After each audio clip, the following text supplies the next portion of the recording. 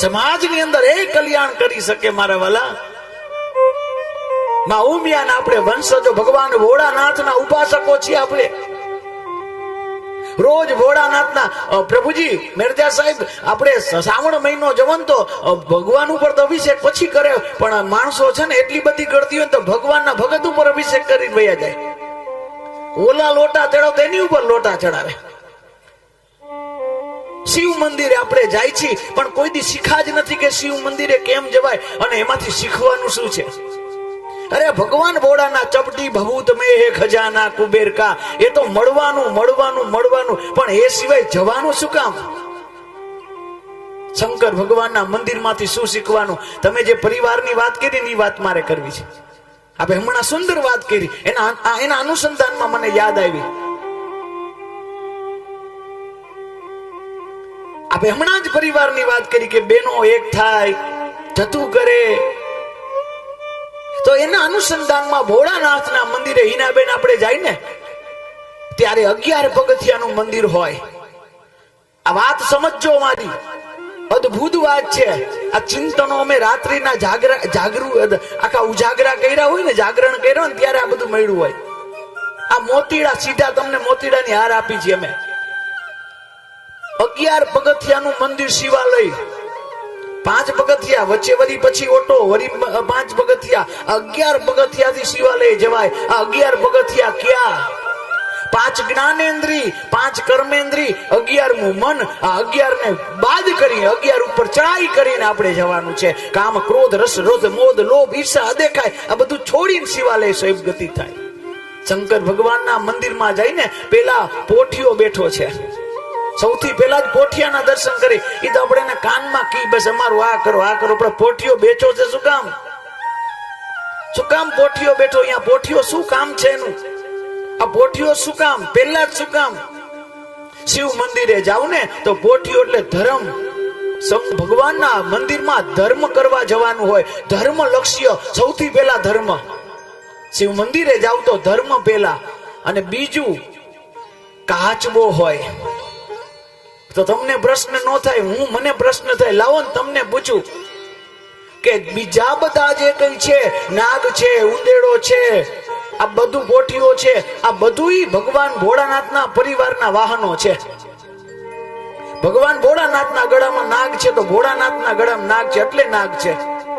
કાર્તિક સ્વામીનું વાહન મોર છે તો અહીંયા મોર હોય, બરોબર છે. ભગવાન ભોળાનાથ વૃષભધ્વજ ધર્મ ઉપર બેઠા, શિવ કલ્યાણ, તો ઈ બરોબર પોઠ્યો. પણ કાચબો શું કરે છે? ત્યાં નથી કોઈનું વાહન. આમાંથી તો એકનું તો વાહન દેખાડો કાચબો હોય, પણ કાચબો શું કરે છે? કોઈ દી પ્રશ્ન જ નથી કે કાચબાનું શું કામ? કાચબો શું છે? એનું 2 ભાવ છે. પેલું, કાચબો એટલે નિગ્રહ. કાચબાનું એક સુંદર મજાનું, જ્યારે ભય લાગે ને ત્યારે પોતાના અંગોને સિંકોચી અંદર લઈ લઈએ.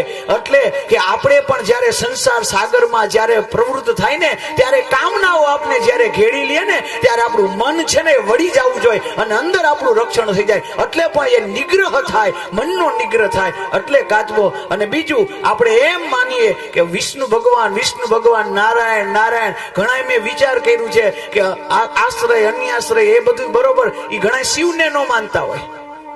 ઘણા એમ કે શંકર ભગવાન નહીં માનવાનું. મારા વાલા, આ કુરમાં બીજું કોઈ નથી, સાક્ષાત નારાયણ છે. હમણાં જ ભગવાન સમુદ્ર મંથનની કથા જોઈ. ભગવાન નારાયણ કાચબો બન્યા તો નારાયણ છે.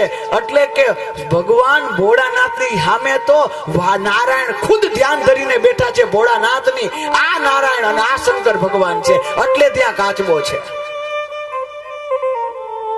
અને બીજું કે આપણે મંદિરે જઈએ તો જવો, આ તમને એક અદ્ભુત વાત કહું છું.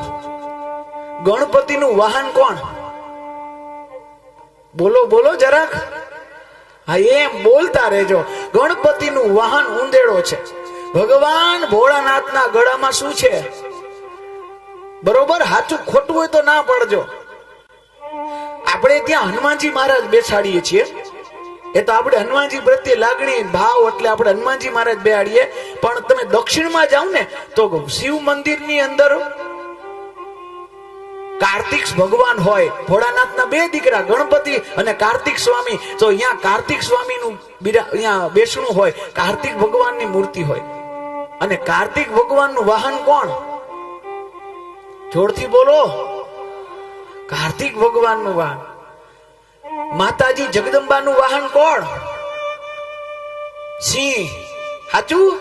માતાજી સિંહ ઉપર જ બે ને, સિંહ ઉપર સવાર છે. અને ભોળાનાથનું વાહન શું? પોઠિયો. હવે આમ જોવો ને તો બધાના વાહન છે. હવે તમે જોજો, નાગ ઉંદેડાને નાગ ખાઈ જાય, ઉંદેડાને નાગ ખાઈ જાય, મોર નાગને ખાઈ જાય, સિંહ બળદને ખાઈ જાય. આ શું સમજાવે છે? આ એક વસ્તુ સમજાવે. તમે એક છતમાં રહેતા હોય ને, વાહન એટલે તમારા મન, તમારા મતભેદ તો થાય, વિચાર ભેદ તો થાય થાય થાય, હોય હોય હોય. તમારા ઘરમાં જેટલા રહેતા હોય, તમારા વિચાર ભેદ હોય, માની લેવું. પણ છતાંય વિચાર ભેદમાં એક છત ઉપર રહેશો ને તો તમારું ઘર ઘર નથી, એ શિવાલય બની જશે મારા વાલા.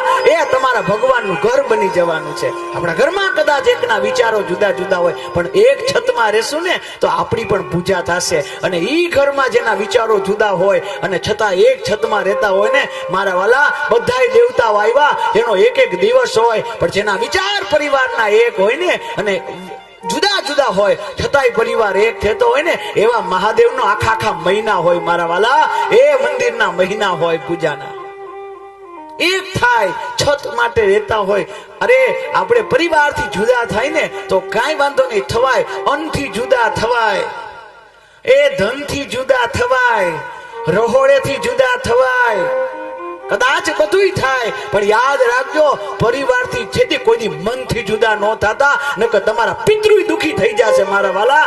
મનથી પરિવારથી એક થઈને રહેવાનું. ઘર કદાચ જુદા જુદા હોય તો બરોબર છે.